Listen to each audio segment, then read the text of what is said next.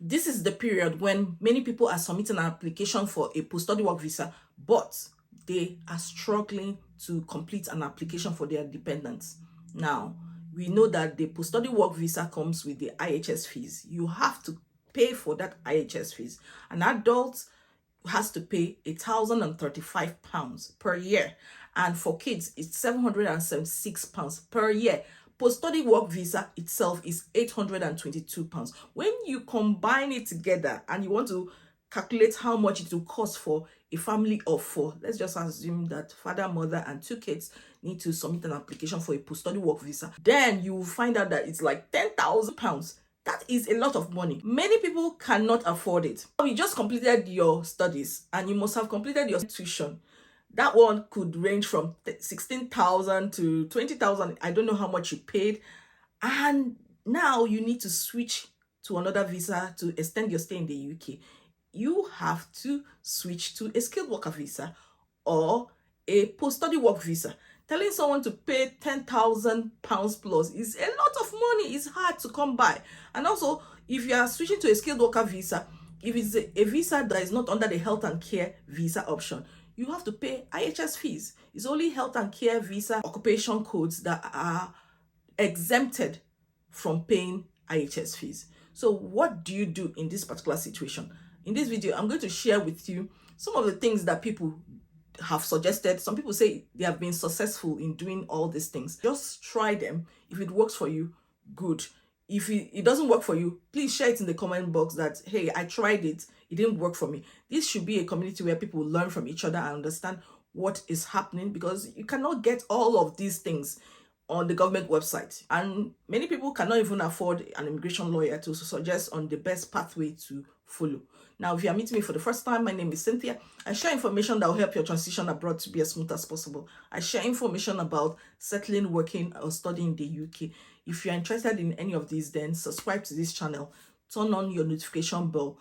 Thank you so much, my returning subscribers. You guys are the ones that, make me wake up in the morning. When I have a video idea, I share it with you because you guys support me by liking my videos. You guys are always there for me. I am truly grateful. And without wasting time, let's get into this video. Like I said earlier in this video is for those people who cannot afford to pay for their child's dependent fees, or maybe the IHS fees is a lot. I know that some people will tell you to get a skilled worker visa, you would pay £298 per person for that visa, but you don't need to pay for IHS fees. But it's not easy to come about COS. Many people are struggling to get that COS so that they can switch to a skilled worker visa. When it comes to post-study work visa, there are some things you might consider. Some people have suggested that you should explore the option of fee waiver, that will buy you time so that you can do what you need to do, especially if your COS maybe is coming soon. You have discussed with your employer, you have gone through all the stages. It's just for your COS to be out and they give it to you and you submit an application. But your visa is about to, expire, and you cannot stay in this country illegally. If you just spend 5 minutes extra from the time you are meant to be in this country, it raises some issues. You might need an immigration lawyer to explain why you overstayed. So how do you manage this? They said fee waiver is just one option. But someone has shared something on a Facebook. I'm going to put it here so that you can see the options the person is sharing, that it might work. He has said that fee waiver, some thoughts. Those that have made fee waiver applications in order to buy time seem to be getting decisions from the Home Office much quicker than before. Average appears to have dropped from 6 to 3 months. It's still early days to see a clear pattern, but I have had quite a number. I don't know. This person might be an immigration lawyer that submits an application for others. I don't know. But I just feel I should share these opportunities. Some of them are in our community. It could help somebody out there. If it works for you, please share if it worked for you. If you have done it before and it didn't work for you, just write it in the comment. We'll learn from all this. It says, if the fee waiver comes back with a rejection or refusal, you will get 10 working days to do something. So that's something. you should consider. Is the person saying that there are other options that you can explore. One, do a further leave to remain application. This will take about 12 months to get decided, so you get all that time to continue looking for a job. Downside is that it costs £3,600 to do. So this further leave to remain, some people have talked about it. Some people said is you are not eligible for it. If you're a student, some people say you're eligible for it. Please put something in the comment box. Do you know someone who has tried this option and it works? There are many families that depend on this information, whether it's the right thing to do. Another option is to put in a skilled worker visa application even without a COS. Is it possible to complete a skilled worker visa without a COS? Because I know that when you start that application, you need to put in your COS number. That's the unique application number or something like that of your COS. Please, is it possible to put in a skilled worker visa application, without a COS?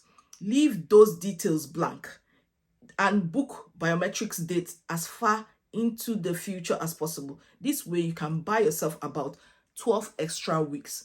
I don't know. Is it possible to do that? So I'm just sharing information. What I want your feedback. How are people surviving in this climate? There are many people who need to submit an application for a post-study work visa or graduate visa for their dependents, and they're trying to raise that money. I've seen someone say something like, you should submit an application, but when it comes to IHS fees, don't complete the IHS fees for your dependents. They would write back to you and tell you, hey, what's up? You need to complete this IHS fee. That's by doing that, you are buying enough time to raise the fund and submit that. But the person was saying that they will tell you to do that in 10 days or something like that. So what options are there for people who are struggling like this? They have a family of 5, 6, and they need to raise the money, and they're raising the money actually. It's just that it's not complete yet, and they need to submit an application before the deadline. So what other options are out there? And has it worked for you? Were you successful in doing that? Please share something in the comments. Let's just see, because I saw something online. This particular person submitted an application for their post-study work visa and included that of their partner, but did not include their children. Now the Home Office sent an email and said, why didn't you include that of your dependents? So they sent an email back saying that the reason why they have not included that of their dependent is that they want to get the job, get enough funds to complete the application for their dependents. Now the Home Office sent another message to them and said, we are going to delay making a decision on your application until you provide further explanation for this. And this is due to, they said, safeguarding checks. So what they heard when they actually submitted that email that said, we want to wait until we get enough money to submit an application for our kids, what they heard was, we don't have money. So it's like, do you have enough money to take care of your children, that you're even waiting to get a job first before you submit an application for your children's visa? So that is what they heard. I don't know why it's like this. I feel maybe some people have used this method and it worked for them. They were considerate, but like I said, sometimes you don't know who the caseworker that will be assigned to your visa is, because some caseworkers might be lenient. Some other caseworker will say, okay, if you're going to provide that application soon, there's no problem. Let's just go ahead with it. So this is one of the challenges that people experience. And now, what can they do? While other people are saying, if you want to go through this route, what you're going to do if you want to buy time is that you tell them that you're going to submit an application for your dependents before your visa expires. Full stop. Don't explain that I don't have money, I have money, this one, that one, that one. That's what they said. And it worked for them. There was no back and forth. Because the way you communicate in an email determines how the person seeing it would interpret it. There are different interpretations for a long story sometimes. So I don't know what worked for other people. If you know what worked for you and you can help other people by sharing that information, then do so. Put it in the comments what worked for you, why you feel the person should explore this option or this other option would work for them. I know that I would say, okay, get an immigration advisor, but they all cost money too, and some people might not be able to afford it.